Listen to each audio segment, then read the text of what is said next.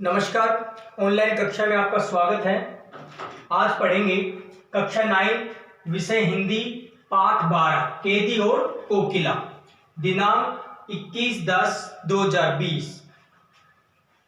कैदी और कोकिला पाठ में 6 अंतरे हैं। इनमें से 5 अंतरे पूरे हो चुके थे। आज अंतिम अंतरा है, इसके बाद ये पाठ पूरा हो जाएगा। अगले वीडियो में इस पाठ के प्रश्नोत्तर करवाएंगे। देखिए, इसको ले से बोल रहा हूं मैं। इस अंतरे में कैदी जो माखनलाल चतुर्वेदी हैं और कोकिला जो उसको प्रेरित कर रही है, इन दोनों के बीच में जो विषमता है, जो अंतर है, उसके बारे में कवि बता रहे हैं इस अंतरे में। देखिए, तुझे मिली हरियाली डाली, मुझे नसीब कोठरी काली, तेरा नभ नभ में संचार, मेरा 10 फुट का संसार। तेरा नभ नभ में संचार, मेरा 10 फुट का संसार। तेरे गीत कहावे वाह, रोना भी है मुझे गुनाह।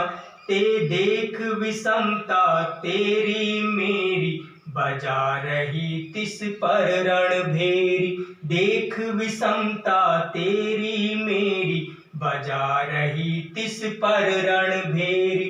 इस हूँ कृति पर अपनी कृति से, और कहो क्या कर दूं। कोकिल बोलो तो, और कहो क्या कर दूं। मोहन के व्रत पर प्राणों का आसव किस में भर दूं। कोकिल बोलो तो, प्राणों का आसव किस में भर दूं। इसके कठिन शब्दार्थ देखिए। नसीब भाग्य, हुंकार गर्जना, कृति रचना। कवि जो कविताएं लिखता है तो उसके लिए आया है ये रचना। रणभेरी, युद्ध का नगाड़ा। कोयल जो रात में बोलती थी तो वह देशभक्तों को प्रेरित करती थी, अर्थात युद्ध के लिए निरंतर तैयार रहो, तो युद्ध का नगाड़ा। मोहन, इसमें मोहन शब्द आया है तो यह गांधी जी के लिए आया है, मोहनदास करमचंद गांधी। व्रत, दृढ़ संकल्प।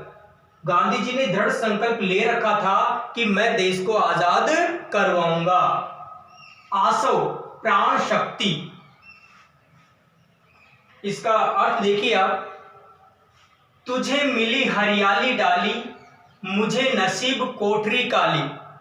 कवि कैदी और कोयल में अंतर करता हुआ कह रहा है कि हे कोयल, तू तो हरी भरी डाली पर बैठी रहती है, मुझे नसीब कोठरी काली, लेकिन मेरे भाग्य में, नसीब यानी मेरे भाग्य में तो यह जेल की काली कोठरी है। तेरा नभ नभ में संचार, तू पूरे आकाश में, नभ यानी आकाश, पूरे आकाश में विचरण करती रहती है, घूमती रहती है। मेरा 10 फुट का संसार, लेकिन मेरा जो संसार है यह 10 फुट का है, अर्थात जो जेल की काली कोठरी है वह 10 फीट लंबी और 10 फीट चौड़ी है, तो वह उसी 10 फीट की कोठरी में घूम सकता है। इसलिए कहा है कि मेरा केवल 10 फुट का ही संसार है। तेरे गीत कहावे वाह, रोना भी है मुझे गुनाह। तेरे गीत अर्थात तेरी जो आवाज है कूकने की, उसको सुनकर लोग वाह वाह करते रहते हैं कि वाह कितनी प्यारी आवाज है, लेकिन इस काल कोठरी में रोना भी है मुझे गुनाह। यदि मैं रोता हूं तो भी वह गुनाह माना जाता है, अपराध माना जाता है।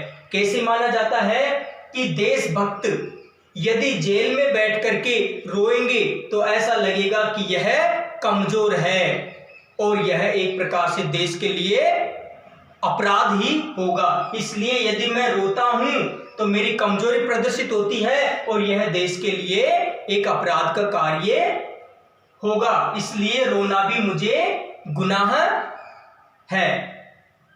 देख विषमता तेरी मेरी, बजा रही तिस पर रणभेरी। तो हे कोयल, तेरे और मेरे अंदर जो विषमता है, जो असमानताएं हैं, जो अंतर है, उसको देख कर भी तू चाहती है कि हम रणभेरी अर्थात युद्ध के लिए तैयार रहें, सचेत रहें। इस कृति पर, तुम्हारी इस आवाज पर, हुंकार पर, अपनी कृति से, मेरी इस रचना से, कविता से और कहो क्या कर दूं, और क्या करना चाहती हो, अर्थात मैं क्या उसमें लिखूं। कोकिल बोलो तो कोयल तुम स्पष्ट करो मुझे बताओ, मोहन के व्रत पर प्राणों का आसव किसमें भर दूं। कोकिल बोलो तो, कि हे कोयल, मोहनदास करमचंद गांधी ने जो देश को स्वतंत्र करवाने के लिए दृढ़ निश्चय कर रखा था, मोहनदास करमचंद गांधी ने जो देश को आजाद कराने के लिए जो दृढ़ निश्चय कर रखा था, प्राणों का आसव किसमें भर दूं, वह प्राण शक्ति मैं किसमें भर दूं, अर्थात किन लोगों को मैं प्रेरित करूं। कोकिल बोलो तो कोयल मुझे स्पष्ट करो, मुझे बताओ। इसका भावार्थ मैंने बोर्ड पे भी लिख दिया है, देखिए। कवि कहता है, हे कोयल, तू हरी भरी टहनी पर रहती है, मेरे भाग्य में जेल की 10 फुट की कोठरी है, तेरे गीत प्रशंसा दिलाते हैं और मेरा रोना भी गुनाह है, अर्थात अपराध माना जाता है। हम दोनों में इतनी विषमता है, इतना अंतर है, फिर भी तुम युद्ध के लिए हमें प्रेरणा दे रही हो। तेरी हुंकार पर, अर्थात तेरी आवाज पर, मेरी रचना में और क्या कर सकता हूं, कोयल तुम मुझे बताओ।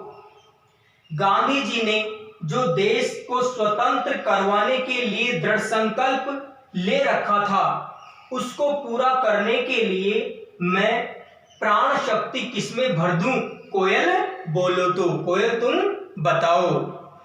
इस प्रकार ये चौथा छठा अंतरा कंप्लीट हो गया है।